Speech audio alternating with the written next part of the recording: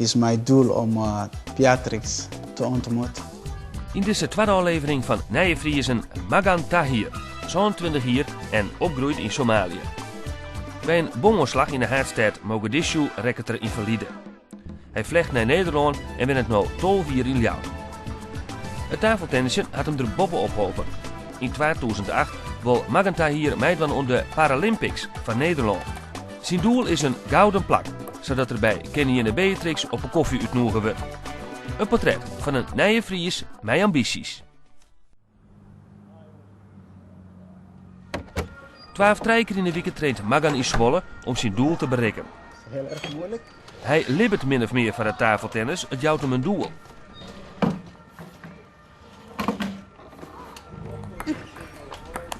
Als ik tafeltennis bezig ben, ik voel me gewoon vrolijk, fijn. Dan concentreer ik op het spel alleen, niet nergens anders. Dat is juist fijnst, vind ik. Soms ben ik even kwijt, het gevoel. Soms ben je... Oh ja, goed. Maar als je nou om de 3 serves er even op let en hem hier raakt, dan gaat het vanzelf wel. Je raakt hem heel vaak hier. Hier, ja. Dan merk ik geen veel effect. Nee, dat is veel effect. Dus hij schuift heel makkelijk.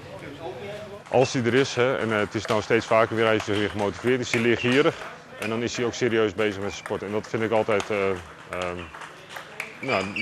dan werk je gewoon met plezier. Hè. Als je je eigen zelf kwijt kan bij iemand, dan is dat wel prettig.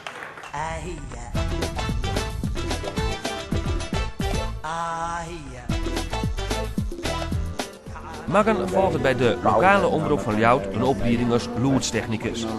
Want nu ook in het tafeltennis wil direct graag aan het werk wezen. In Afrika waren er als handicapten net van volle zoen. In Nederland had er volle minder last van. Ja, als jij in Afrika woont en je zit in rolstoel, dan ben jij minder. Dan ben jij gewoon, dan voel je gewoon rot. Dan zie jij hoe mensen omgaan met jou, hoe mensen kijken ze. Dan voel je gewoon dat je minder bent. Maar hier is, normale leven. Ik kan overal gaan wat ik wil. Werken, sporten, vrienden gaan. Gewoon mensen behandelen jou net zoals normaal ook. Dus, betekent dat ook dat je niet meer terug wil? Dit moment niet, want het is nog steeds onveilig daar. Toekomst over 50 jaar misschien wel om even daar te gaan.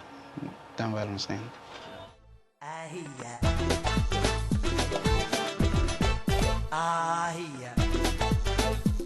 Mijn grote voorbeeld is Danny Heister. Wie is dat? Danny is, hij speelt de Valida. Dat is een Nederlandse team speelt. Dus die Duitsland speelt nu. Hij is nu Nederlands kampioen. Dus Danny vind ik ook...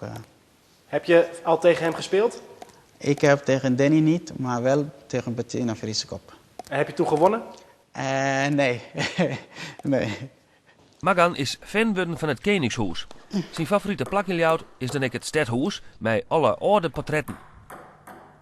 Ik woon hier prima.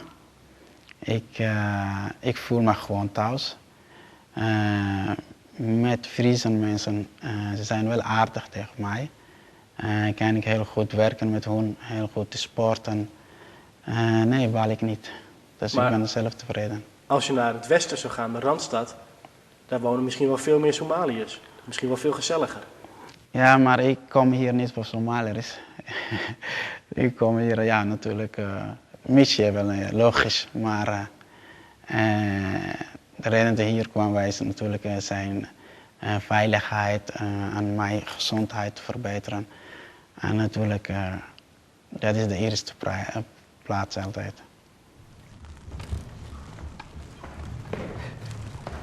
Ik kwam uit een hele grote familie. Mijn vader heeft 10 kinderen. In Holland of Nederland wonen ze 2 van hem, ik en mijn zus. En mijn vader natuurlijk woont in Leeuwarden ook. En de rest, mijn moeder woont in Amerika met 3 broers en 1 zus. Ik heb 2 zussen die wonen ook in Syrië Eén zus die woont in Italië en één in Kuwait. Dus overal. Ja, mis je je familie dan? De laatste 3 jaar niet meer, want iedereen is nu volwassen geworden, eigen leven. Dus, maar daarvoor wel. En natuurlijk hebben wij telefonisch contacten, via e-mail en alles.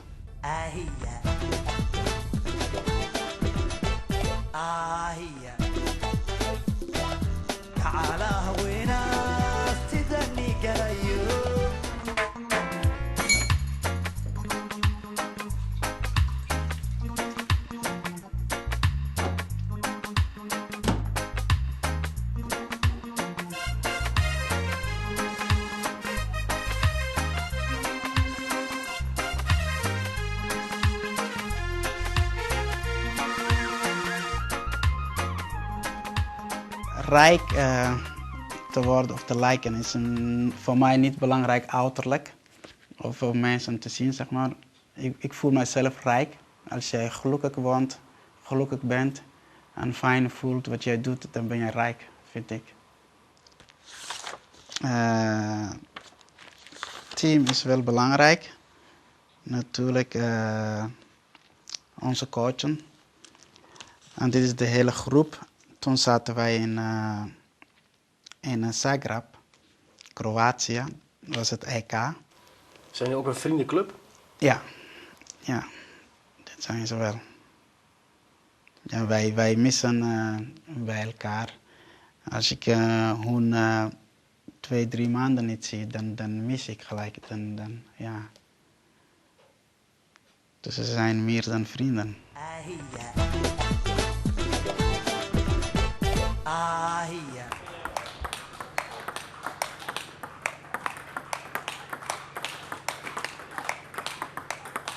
Als je een wedstrijd speelt met Magan, speel je dan ook echt om te winnen? Ja, tuurlijk. Tegen iedereen, hè.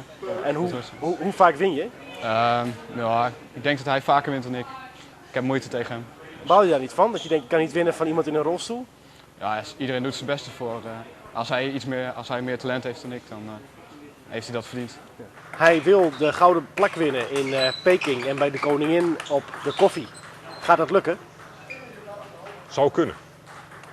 Maar dan moet er nog wel een niveauverhoging van 2 klasses worden gemaakt, als hij dat zou willen. Ik probeer eerst om te halen, om daar te zijn. Daar al is lange weg.